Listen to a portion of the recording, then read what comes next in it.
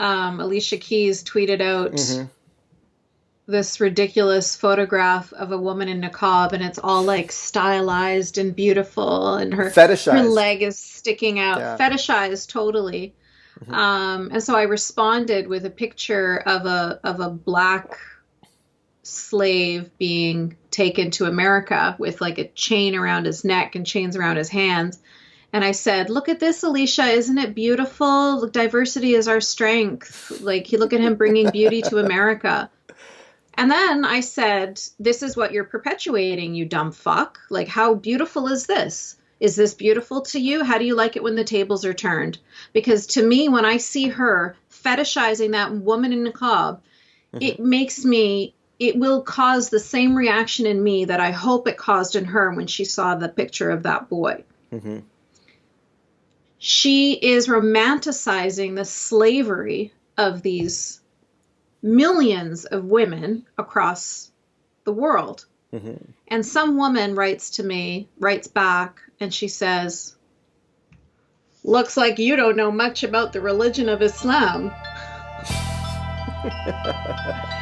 And I was like, "Oh, please, Beth from Ohio, school me about Islam," right? Like, I'm all ears.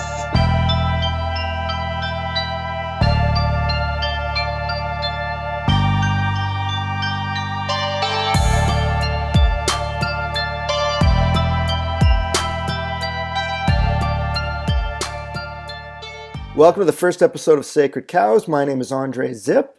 On each episode of the show, a guest and myself will discuss a sacred cow, an idea, custom, or institution held to be above criticism and scrutiny. Joining me today as my first ever guest is someone I'm very happy to have on the show, someone I'm looking forward to talking to. Yasmine Mohammed is a blogger. She is a force of nature whose writings can be found at Confessions of an Ex-Muslim on Facebook and Twitter. Yasmine, welcome to the show, and congratulations on the auspicious honor of being the first guest on Sacred Cows. Thank you very much, Andrea. I am very honored to be here. Awesome, awesome. So tell us a bit about yourself. You have an amazing story.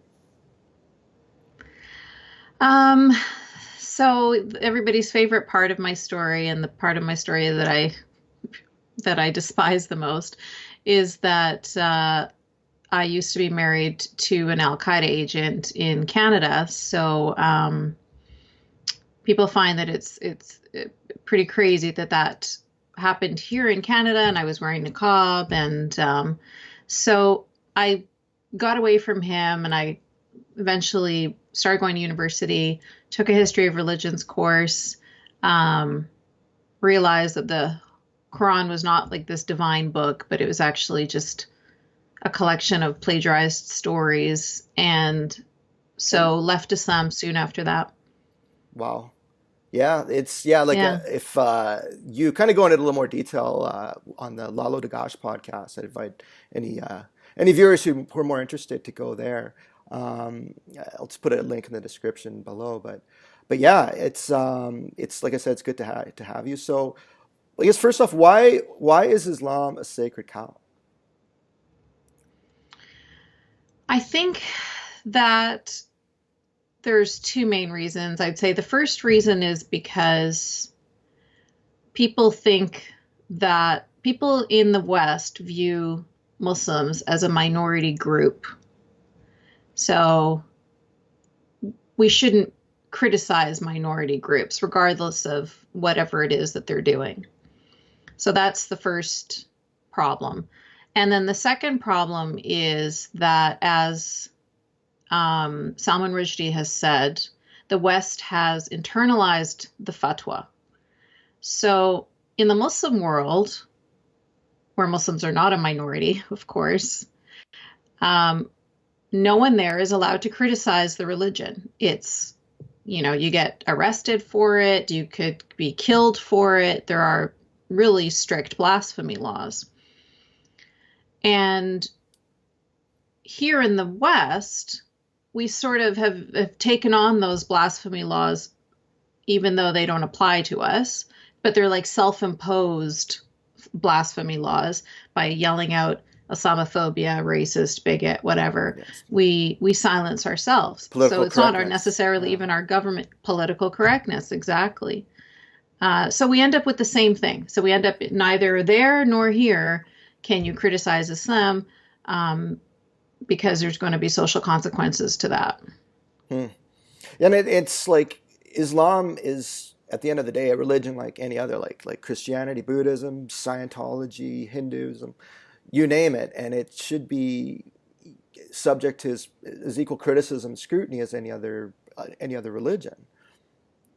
And that's and that's 100% agree. and that's one of the things that is one of the core values of a liberal democracy, is having the ability to criticize anything, particularly bad ideas, even if they are religions. So, yeah. Yeah. And I think this comes back to this. Sometimes there's this really ethnocentric attitude that pisses me off, but it's like you're viewing Muslims as like a little minority group that need to be Hmm. protected, and let's pat them on the head and pinch their cheeks, and like it doesn't Yeah. matter that you guys are into FGM and honor killings. That's okay. We love you and accept you for who you are. I believe that's the bigotry Because of low you're brown. expectations, right? Exactly. That's Yeah. exactly it. Meanwhile, like you said, they don't act the same way when it comes to Scientologists or Mormons or any other groups that they're going to have Jehovah's Witness. They're feeling like these guys are too conservative. We're going to speak out against these guys. But then when Muslims are too conservative, it's like, oh, no, no, no, no, but that's cool. That's cool, man. You do what you need to do. Mm. And so, yeah, it's totally, it's kind of ironic because they're the ones that are being the bigots because you're not treating people equally.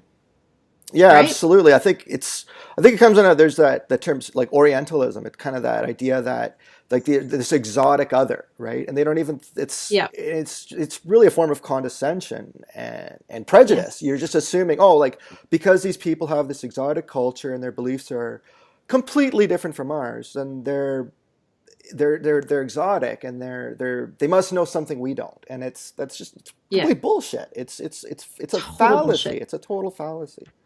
So. And it's really insulting. Like it really Yeah, well, pisses me off. it's incredibly condescending and Yeah. racist, Yeah. right?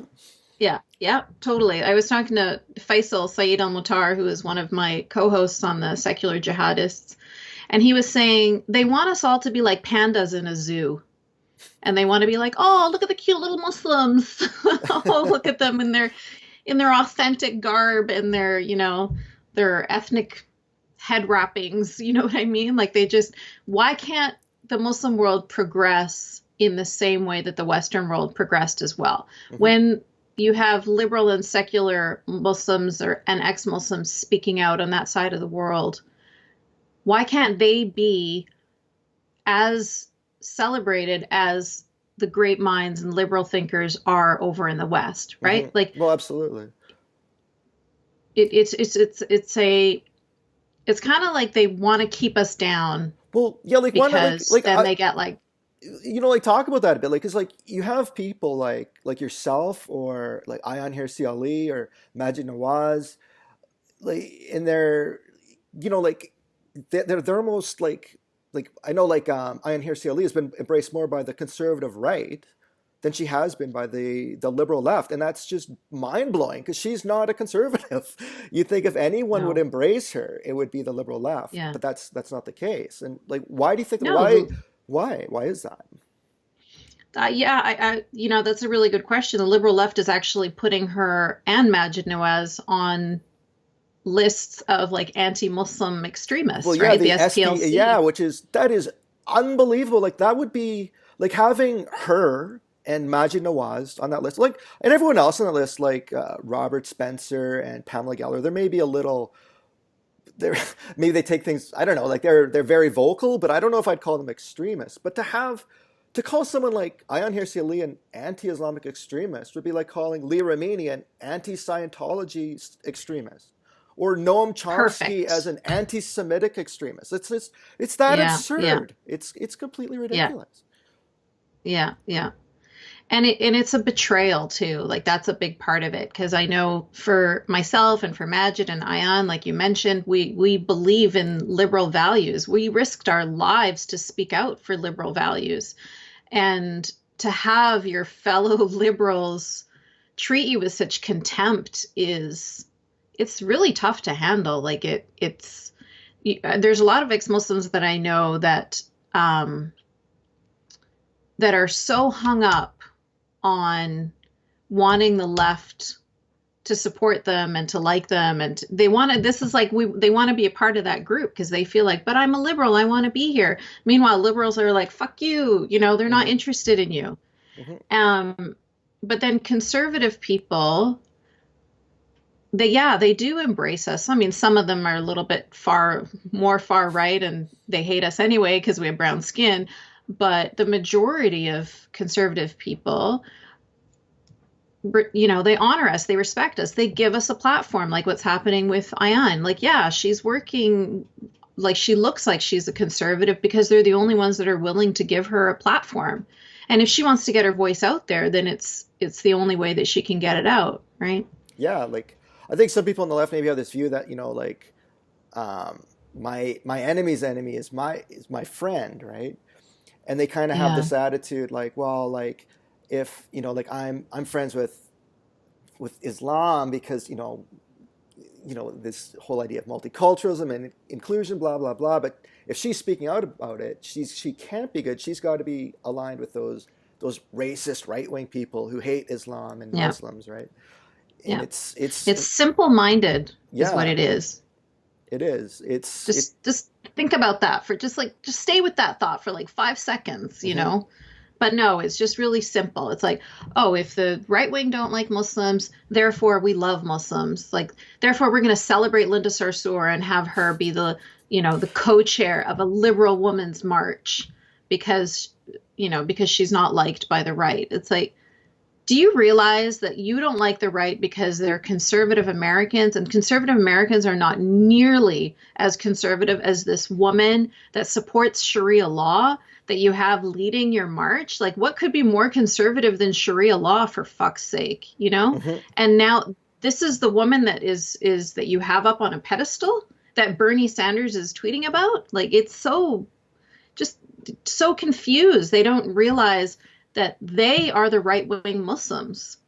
It's the same thing as if we were to put like Josh Duggar or I don't know, Bill O'Reilly or Mike Huckabee, if we were to have them leading liberal marches, how ridiculous that would look.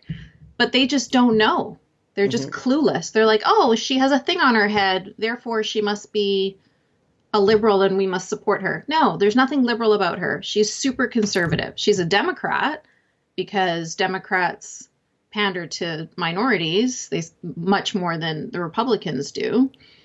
So of course she's going to do what's in her best interest, but she has nothing. She doesn't believe in liberal values. She's very open about that. She tweets all about how Sharia law is great and Saudi Arabia is and you won't have you'll have bank US loans without any interest. Oh, what nonsense. God. She's even talking about women. She's even talking about women in Saudi Arabia, how they have it better than women in America. Like, are just the complete delusion, Yeah, she seems like just a propagandist. It's not like there's apologists and then she's just an outright propagandist and spreader of untruths. Really, it's pretty bad. But we're both here. So many simple-minded people just listen to her. They just without even like calling her out on her bullshit or even questioning her or really thinking about what she has to say. Like, I think she just hides behind this veneer of liberalism and feminism, and it's like, no, like she's totally manipulating you. That's not what she's really all about. Like, I think at her core, she might say she's a feminist. I don't think she is, and I certainly don't think she's liberal. So, yeah. Well, we're both here in Canada. Recently, Motion 103 passed. What are your thoughts on that, Yasmine? I got to tell you, when I first heard about the motion, I was like, it's going to pass. This is Canada. Like, everybody's going to be virtue signaling, like clamoring over themselves to virtue signal harder than the next person. And I was really concerned. And then I started to see a lot of pushback. So I was pleasantly surprised. And then I started to have a little bit of hope, like, oh, maybe this won't pass after all. But unfortunately it did. And my biggest problem with the motion, like most people, like everybody that has had a problem with it, is the term Islamophobia. Hmm. It's a nonsensical term. It literally means fear of Islam, right? Like actually it means like what's the word? Like whatever. Like Fear fear of of the Islam. I'm trying to think ideology of what almost. phobia. Fear of the ideology and like unwarranted fear, right? It's a phobia. Yeah, like an irrational fear, maybe I think is what you. Irrational, that's the word I was looking Yeah. for. Thank you, Andre. Yeah. So it actually means irrational fear of a religion. First of all, this religion calls for my death, and it calls for your death, and it calls for the death of most Canadians. So I don't think it's an irrational fear to fear somebody who wants to kill you Hmm. or an ideology that's calling for your death. So I don't have a problem with like when people call me an Islamophobe, I'm like, yeah, and you should be too. The problem is anti-Muslim bigotry. That's what the motion was trying to express, but they used the wrong word. Hmm. And of course, we don't want individual Muslims to be discriminated Of against or course to not. Of be course not. hurt. Of course not. We're humanists, and that's not at all what we're talking about. But it's like saying I can speak out against any ideology. Like Leah Remini can speak out against Scientology. It doesn't mean that she wants all Scientologists to be hurt or discriminated against. It's this weird, like nobody thinks that when we're talking about any other ideology, but somehow when you're talking about Islam, it's like, oh, you hate Muslims, you racist. It's like, what? When you speak out against Republicans or anything else, like nobody says like, oh, does that mean you want to go shoot all the Republicans? Oh, is that what you want? You want to bomb them all? Like Hmm. it's this ridiculous assumption. So of course we're against anti-Muslim bigotry. And had the motion said that, we would have been fine with it. But the fact that it says Islamophobia, what that reeks of to us is the same thing that our families left their countries to get away from, is like in Pakistan right now, they're calling for the death of a blogger. It was trending. They're like the whole Yeah, I country saw is that. calling for his death because he's an atheist. Um, and there's Asia Bibi is in prison for so-called blasphemy. Raif Badawi, who his wife is Ansaf here in Canada, and her three children, has been in prison for years and has had to, has been lashed by the Saudi government. Like I could go on and on and on. There's Bangladeshi bloggers that are liberals that are being hacked to death in the streets, Americans, Bangladeshi. The stories are so many. Like this Islamophobia is not, it's a very dangerous word to use because what you're saying is you cannot criticize Islam. Yeah, exactly. And in the West, people like me and Ali Rizvi and Armin and stuff, we're speaking up because people over there can't, because they're going to be killed for it. So we're going to be their voice here in Canada. And then now here in Canada, you're going to make us shut up too? So what's the aim? The aim is exactly what the right-wing Islamists want, which is nobody speak a word against our religion because it's the religion of peace and it's perfect and it's beautiful. It's like there's a bully banging you over the head saying, I'm peaceful, God damn it, say I'm peaceful. Right? Like Well, I forcing. recently read the Quran, and like this notion that Islam is a religion of peace, it flies in the face of the basis of the religion. It's a totally It's the intolerant only book. theme.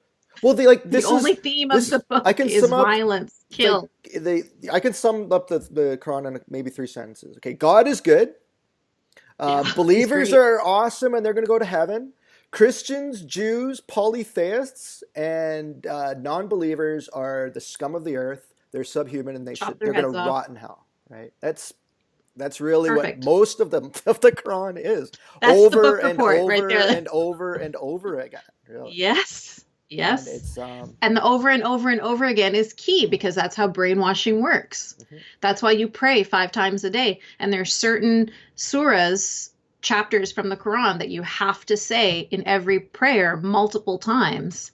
So then that way you're constantly just like, if you look online, if you go on YouTube and you see kids reading the Quran, they're almost like they're Yeah, doing like rocking this back and forth. rocking back and forth. It's like a hypnotizing kind of, it's fucking scary. Like just it's creepy. But yeah, that's what it's all about. And then they like kill the infidels, kill the infidels, kill the infidels, kill the infidels, kill the infidels, kill the infidels. And then they kill an infidel and they're like, oh, that has nothing to do with Islam. Like, I don't know where this guy got this information from. Like, I know, like it's crazy that like yes, of course, there's like vast sums of Muslims who are peaceful people who want peace, and there's no denying that. But you cannot deny the fact there is an element of violence within the ideology of Islam, and to deny that is to deny reality. And it's like I said, it's right there in the Quran, yeah, right in the basis of it. yeah, It's there yeah, is it's indisputably a violent book, and to deny that, like I yeah. said, that is to deny reality. I totally agree. And Elishba Zarmin, who is also an ex-Muslim activist, she has a quote where she says, most people, I'm not quoting her correctly, but she's basically, to paraphrase, she's saying, most people are more humane than their gods. And that's exactly what you're describing. So Islam teaches this, but most Muslims aren't going to go out and kill people, Of right? course not. Because they're Yeah, human of beings. course. Yeah. And it's not that their religion isn't calling for it or isn't encouraging them to do it. It's just that their humanity is overriding what their God is asking them to do. So take it back to Abraham and God telling him to kill his son, that kind of thing, right? Some people are going to be Abraham and they're going to do it.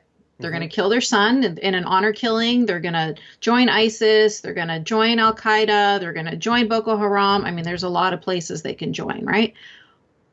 And some people are going to be like, no, sorry, God, I'm not going to kill my son, and I'm not going to kill the infidels. Hmm. So they just ignore that part of the religion. But every Muslim is taught it. Not every Muslim necessarily learns it or abides by it. Hmm. But when you have 1.6 or 1.5, I don't know, the number is probably completely off too because ex-Muslims can't speak up. But when you have over a billion people all reading from this same book, all learning this same material, then there's going to be a certain percentage from that over a billion people that are going to listen, that are going to actually follow that. And that's dangerous. Hmm. Well, and it's not just the violence; it's also like how women are treated in the Quran. They're just treated as chattel. It's no wonder that in countries like Saudi Arabia, that they encourage like the niqab and just the utter subjugation of women. It's once again right there in the book. Yeah. Yeah. It says right there, like if you fear your wife is being arrogant or disobedient, beat her. Yeah. Well, and it's And clearly like the book is written for a man, and just when women are referred yes, to, it's just like they're like chattel. They're like subhuman. They're just like a pet or something like that. It's exactly. right. That's the analogy I use all the time. I say like a little dog, like a little chihuahua, right? Hmm. So because people in Saudi Arabia, they like to say to women, "Oh, you're treated like a queen. You get everything given to you." Well, my dog gets everything given to him too. He Hmm. doesn't have to go looking for his food. His food's always in the bowl. He doesn't have to bathe himself. I bathe him. But he's my fucking pet at the end of the day. It's not like my dog could just be an independent, decide he wants to join society and get a job and buy a house and be a real person, right? Like, That'd be no, awesome if he's they he's a, could, but he's yeah. but it's the same kind of thing, right? They're like, oh, you don't have to drive, you get a driver. Hmm. Like this is supposed to be some, you know what? People in prison get everything given to them too. People in prison don't have to cook for themselves. People in prison don't have to go out and buy their own Hmm. groceries, but that doesn't mean that they're happy. This is like they're equating they're just weird things. Hmm. Like nobody wants to be a prisoner, nobody wants to be a dog, nobody wants to be um, subhuman the way women are treated in Islam. Women are referred to as either wives or daughters. That's it. You're always going to be either a wife or a daughter. A woman is never like an actual human being all by herself. Hmm. And like you said, it's a religion made by men for men. There's nothing, I mean, the 73 virgins in heaven, that's supposed to entice women. Like, so they don't women are not accounted for at all. Yeah, and it's it's clearly see that in the religion. Like I'm sure that like strides have been made in equality, but still, it is a religion that is deeply misogynistic at its core, and I really it's hard to deny that. It is, and when you have the Sharia law, so when the country is based on these Quranic, edicts, then it can't progress. Hmm. Because if the Quran says men are responsible for women and men are the guardians over women, then and that's in your government, that's in your law, then how can you progress as a society? Hmm. You can't, because that's like women are never going to become equal if your laws say you're not. Hmm. Yeah. Um, Definitely. It's hopefully that like do you think with like you hear people say, oh, like say liberal uh, apologists for Islam say things, oh, like we'll never have a Sharia law here, you're overreacting, blah blah blah blah. When people tell you Mm. that, what do you think about that? I think that's really naive. I'm not sure if they're naive or arrogant, but take a look at the UK. There's over 80 courts there that have Sharia Uh-huh. law in them. Do you think that the UK ever thought that was going to happen? Like this is it's a the term that I've been hearing is Sharia creep. And I'm like, oh, that's a good term because that's exactly how it works. It's nice and slow and quiet. And as long as you don't push back, we're just going to keep going.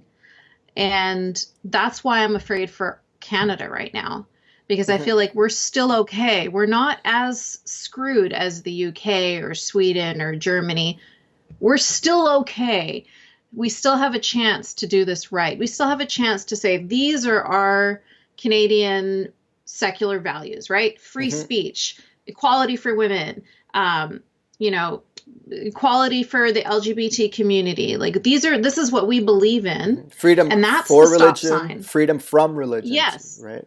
absolutely. Yeah, and say like these are our liberal values that we're not going to you can't go past this line, right? Hmm. So we will embrace you, accept you, honor you, everything about you until you reach our stop sign. Like we're Well, not absolutely. going to sell out our values, right? We're not going to, but we're not doing that, unfortunately. Well, I think, well, the thing is, tolerance is a two-way street. Like, we have to, if we're going to tolerate you, you have to tolerate us, and this is something that you have to abide by. If we're going to keep this liberal society, this liberal democracy that we have, we do have to protect it. We can't have things like Sharia law. We have to have freedom of speech. That's one of the core values: freedom of religion, from religion, freedom of expression, freedom of thought. Hmm. If And we shouldn't be ashamed of that. Like, there's No. nothing, we should be proud of the fact that our country has reached the level that it has reached and that we're at the point of progress that we're at the point of. And of course, there's more work to do, but we should be proud of the people that have died for us to enjoy these freedoms right now. Absolutely. Other countries have no problem. I mean, I lived in the Middle East for 7 years. I lived in Qatar. And when I was there, I was told what to wear. I was told what to eat. I was told where to live. I was told, when I could travel. I had all sorts of restrictions put on me. Hmm. And I was like, well, when in Rome, do as the Romans do. It's not like I'm going to push back and force these people to change their laws to fit me. Hmm. No, it's their country. And if that's what they want to do, then, their citizens can fight against it if they're unhappy with it. It's not, you know what I mean? Yeah, absolutely. Um, But, here in Canada, for example, we had the very famous case of, I can't remember her name, but the woman who was a niqabi who wanted to wear niqab for her citizenship ceremony. She Okay, wasn't even a yeah. Canadian yet.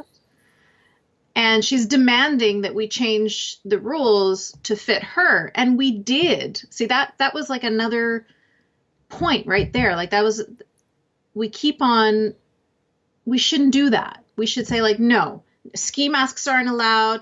KKK masks aren't allowed. Niqabs aren't allowed. Anything that covers your face is not allowed in a court of law. I'm sorry if you have a guy in the sky that told you you need to cover your face. It's irrelevant. These are the laws of the land. And be unapologetic about that. Mm-hmm. But as soon as we keep on changing who we are to fit every person, we're a multicultural country. How are we ever going to pull this off? When is it going to end then? Anytime any group of people start to bully us and insist that we change our values, we're going to just do that. So what's the point of, like, you know what I mean? Like, it's just a really slippery slope. No, definitely. I definitely couldn't agree more. Well, but how do you react to people who say like, okay, like you're just talking about extremes. Like this isn't like not all Muslims are like that. Like you're taking an extreme and exploiting it. Like it's like you're talking about like saying like all Christians are like the Westboro Baptist Church. Like, what do you say to people who would say that to you? I am speaking out against the extremes because Mm-hmm. it's the extremes that are ones that are insisting to wear their niqab in the courthouse. Mm-hmm. It's the extremes that are insisting to have their prayers in a secular public school system. Mm-hmm. It's the extremists that are insisting on having the word Islamophobia in Motion 103. These are not regular, average, everyday Muslims. Regular, average, everyday Muslims aren't pushing for Canada. They love Canada. They came here because they wanted to get away from the hellholes that they were in. Mm-hmm. So they're happy with Canadian values. They're happy with secularism. They're happy with liberalism.